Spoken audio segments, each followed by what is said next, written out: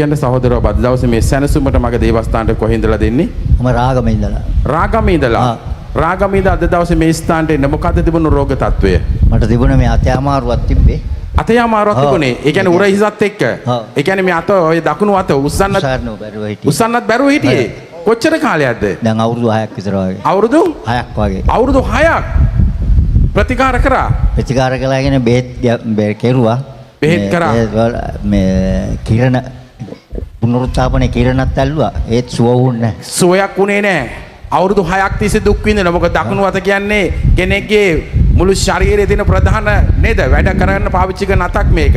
නමුත් දැන් මොකද උනේ යාඥා කරයින් පස්සේ? දැන් සම්පූර්ණ සුවයි.